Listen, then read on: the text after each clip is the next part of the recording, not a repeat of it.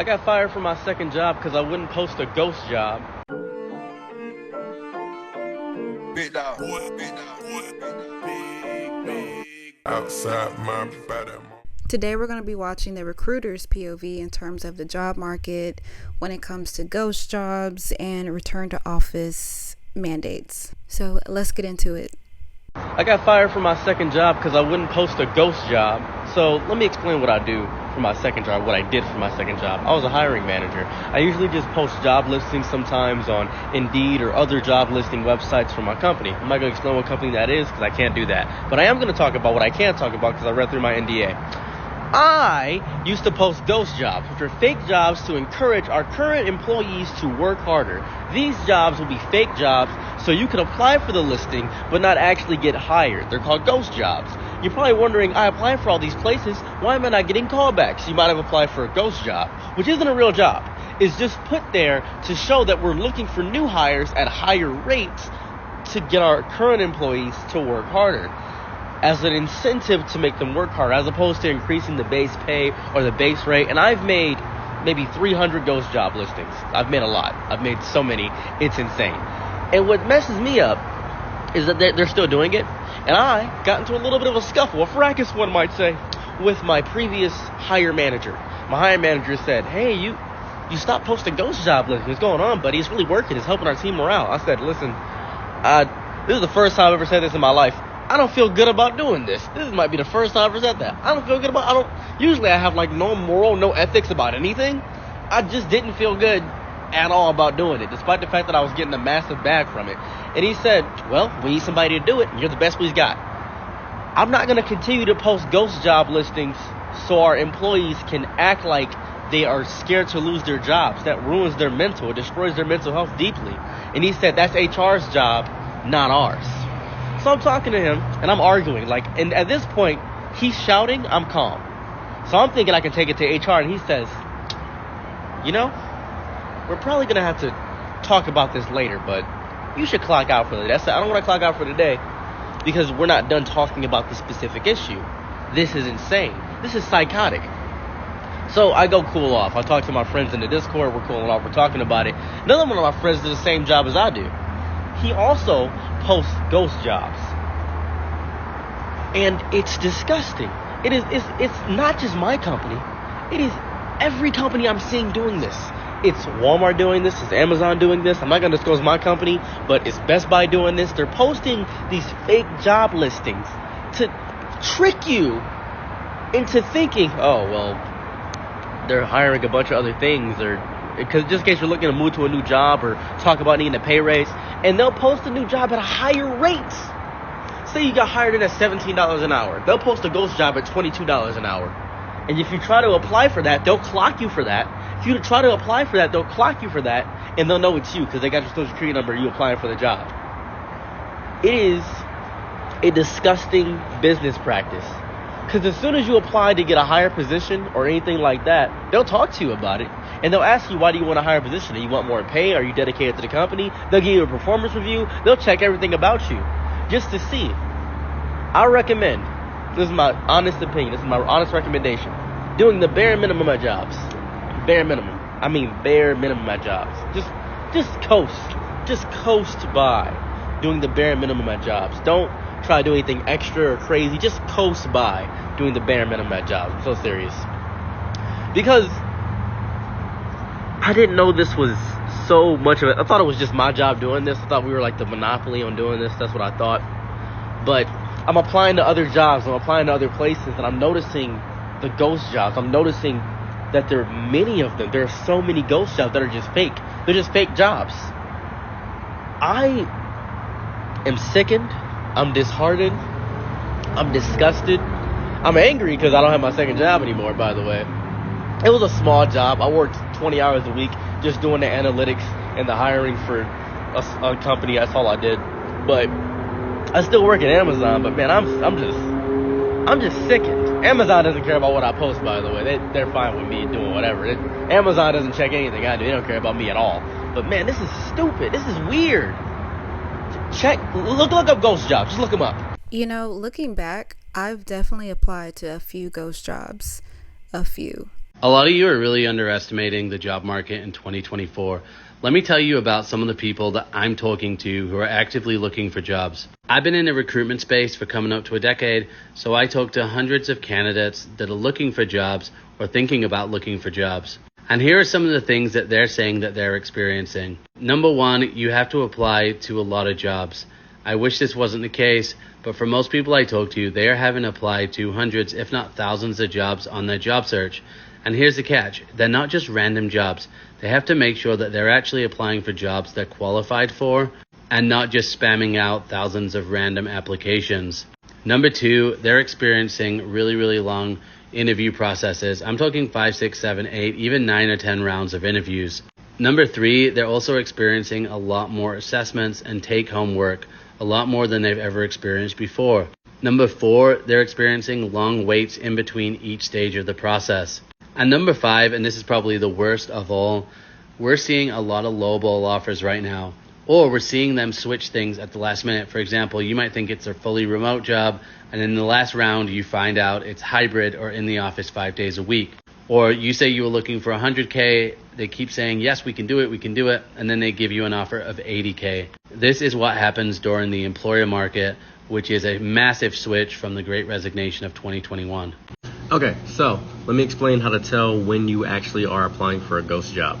The posting date. The posting date is very important to telling when a ghost job is. If it was posted 4 days ago, 5 days ago, there's a high chance that you shouldn't click on that link because that is showing that, oh, hey, guess what? We're hiring now. That's the first thing. If it doesn't have a timestamp, that is also a very, just don't do it. Check the job description. Job description matters a lot when it comes to checking if a ghost job. If the job description is something insane, and I mean insane, where it doesn't really describe the job, that is also a way to tell when it is a ghost job. That is also a method to do that. Best solution, and this is going to sound psychotic considering Indeed and things of that variety, and some people can't get up and do it, call the job. Call the job or go up there. Calling the job is the best way to do it, trying to figure out how to get the contacting manager, or call the job and say, hey, I just got told to figure out where your manager is, and they said they had a job for me, and figure that out. Calling the place is the best solution, even if you have to go through the minutia of figuring out how to find the number. Perhaps, when I say perhaps, if you go on Reddit and look and try to find where they put the jobs low number, the number is the best way. For instance, calling McDonald's. You can't just call the store McDonald's. It is a lot more difficult to do that. But if you call the hiring part of McDonald's and ask for the manager number, the number line to that store, a lot easier to do that. Simpler way to do that. The job I worked for, the best way to get a job at the job that I had, you had to call me. Like my direct line. Like you had to call I had a direct line. That was the difficult aspect. I was in an office, you had to call my direct line and ask for my extension. Figure out the extensions, figure out the small minutia of that. That's the way to do it. Some companies will not hire you unless you can figure that out because it shows initiative, it shows drive.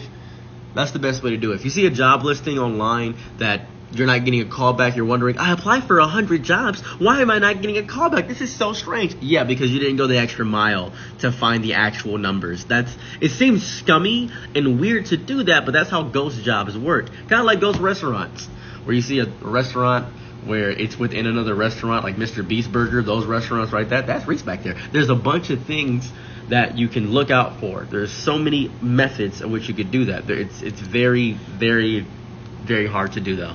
If you see it on Indeed as well, cross-referencing the company website to make sure that the company in itself is hiring and not just on Indeed, that happens too, where they'll post a job listing on Indeed or some job searching website and they won't have it on the website. That's messed up too. A lot of companies have social media. A lot of companies locally have social media. Check the company's social media and see if they're actually doing the hiring rate. You'll see a job that says we're offering for $25 an hour, but it says up to $25 an hour. Up to $25 an hour. The starting rate could be $17. Don't be manipulated by that. Don't accept a job that won't hire you at the higher rate. That is also an issue there. And as I said prior, contacting the company directly, that's what you can do. There are so many companies that are now requiring employees to go back to the office starting in 2025. I have to wonder what the real reason behind this is, because if you think about it, so many of these roles were hired remotely. So it didn't matter if your manager lived in California, you were in New York, and the rest of your team was in, I don't know, Utah, because at the end of the day, you're just getting on Zoom. Kind of interesting that now these companies are saying you need to go back to whatever office is closest to you. If you think about it, majority probably wouldn't even have their teammates in the same office location as them. It's happened to me whenever I got hired at Google. They made me pick one of the 3 main hubs to work at. And I personally just didn't want to move to New York or California, so I picked Chicago. And not one person on my team or any team I worked with was in Chicago, so there was literally no reason for me to go to the office. I think I went a total of 2 times, and when I was there, didn't talk to a single person. And less than a year later, they laid me off. So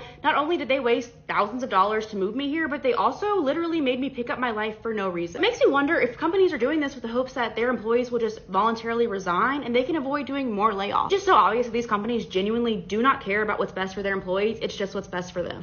Let me tell you something about Amazon now requiring everybody to be in the office 5 days a week. And yes, I did just get some new bundles. And yes, they are absurdly long. Prior to the pandemic, I was a CEO who deeply believed that everybody needed to be in the office 5 days a week. I wouldn't even let our interns work remotely, okay? Because I felt like culture over everything, and our culture was so important, and the way you build culture was being in person. Then the pandemic happened, and we were all forced to work remotely, and it took me, I would say, maybe 2 to 3 months to realize, oh, this is better. I am a better boss when I'm not in the same place with all of my employees, because I'm not even feeling the pressure to micromanage, even feeling the pressure to check up. I'm just believing when you say you're going to get something done, it gets done. And if it doesn't get done, then we have the conversation. But you also don't feel any pressure that I'm looking over your shoulder. Like, honestly, so much improved. The only thing that didn't improve is soft work. And that is a concept that I do believe in. I do believe that spending time with the people that you're going to be working close with and getting to a place where you like them, not just because of the work that they're doing, but you like them as people, does make for better, healthier workplaces. So how did I address that? I started doing essentially retreats a couple times a year where I would bring the whole staff together. And I was an extremely cash-strapped founder. We never had enough money. And yet I found a way to fly out every single person on the team multiple times a year, every year since 2021. Okay, we had been doing that. Amazon has more than enough money to get its teams together in person once a quarter, if that's what it wants to do, because the way you build culture is through soft work, and you don't need to be in person 5 days a week to do that. And culture is the only thing I am actually seeing CEOs cite in terms of why they are requiring people to be in person 5 days a week. It just simply doesn't make sense. You don't need to be in the office 5 days a week to build culture. You simply don't. So when they say that, I do not believe them, because the fact of the matter is there have been plenty of studies to show that this is not what employees want. Employees are less happy. So how can you possibly be building better culture with less happy employees? It pisses me off. It pisses me. I don't even work for Amazon, okay? But it pisses me off. I don't know. It seems like companies are using return to work in place of layoffs, because if you have a policy that requires everyone to return to work, you're going to get pushback. You're going to get people that will quit. You're going to get people that won't come back. And that kind of gets the burden off of you as far as layoffs. Almost 12,000 applicants for one job. I was just doing some research on the job market and just browsing around Facebook and saw someone post this. I'm a recruiter and I help candidates manage the entire job search process and help them get through interviews. So if you need help, just reach out to me. The job market is competitive, but this is wild. And it's wild because there are so many factors that go into this.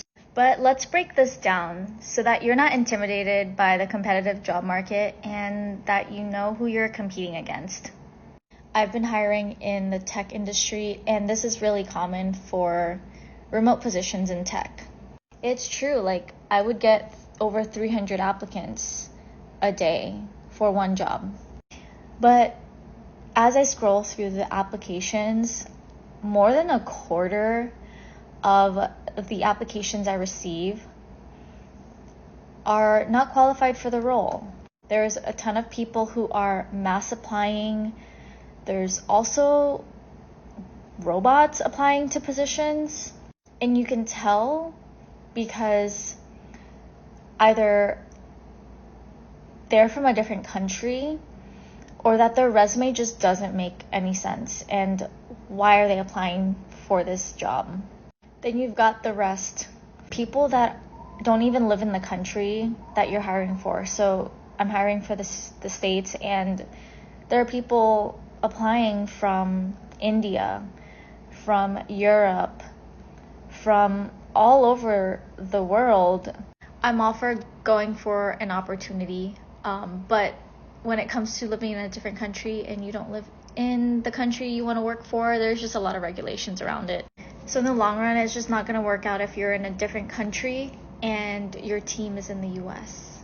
So for you as a job seeker, your main focus should be focusing on your resume, ensuring that it aligns well with the jobs you're targeting, tailoring your resume, tailoring your profile, personalizing your LinkedIn, and networking and making sure that you speak to the right employers, preparing yourself for the interviews, and just making sure you have a job search strategy, because these are a lot of applicants that you are competing against, but a lot of times they're not qualified for the role. So if you actually take that one step further and take the time to tailor your resume and prepare and have a strategy, you're going to do very well in the job market. Guys, I think a lot of you are underestimating how competitive the 2024 job market is. I just went to a local meeting of talent leaders, so people that run recruitment teams, people that run HR teams, and one of the people at the event works at an extremely large company, and they said that they opened up an internship, and within 48 hours, they received 46,000 applications. And a few interesting things happened. Number one, they actually said that they go through each of those resumes manually, and somebody reviews each one so they don't miss anybody. They don't use AI. They're not using AI to score people. They're literally going through each one of those resumes, which takes quite a while to do, which is why it probably takes a long time for people to hear back. The other thing that this person mentioned was it's extremely hard when you have that many applicants to really stand out. And the people that do stand out the most are usually people that either send a follow-up message that's really specific on why they want to work for the company, or they try and make some sort of connection using their network. So they try and reference somebody they know in the organization. But again, even then, when you have 46,000 applications, it's just extremely tough. My best advice for people is to apply to lots of jobs, network where you can, and just to not give up and understand that it's not you, it's the market. Girl, the current job market is so trash, but once you're on the other side and you're interviewing someone, oh my God. Finally had the opportunity to interview someone, and the whole time it's like you're rooting for this person to get it, because the interview process is arduous. It's a lot for teams and like different companies and such. Nobody wants to interview 50 different people. And so I didn't notice that until I was on the other side. I was like, oh my God, because you think these people are rooting against you. They enjoy this, back and forth, and they're like, I don't know if you're the right person. No, like they want it to end so bad. And now I will forever take that mentality with me, because before I was like, oh, they're probably really giving me a tricky question. And no, they probably asked that question, the same question, to like a billion other people. Just be yourself, be genuine. It's really about who you are, like your personality, the way you problem solve. It's not necessarily about like how much you know or how technical you are, because once you see someone who's really smart, really technical get rejected, you finally understand why people keep saying like be yourself. It really isn't about what you know now, because the job market is trash. It's what you know and who you are. But the people that are really good at communicating, they're still gonna get that job. I had no idea, but now you know. All right, guys, let me know what you think in the comments on ghost jobs recruiters and hiring managers are saying about this job market. Until next time, thanks for watching.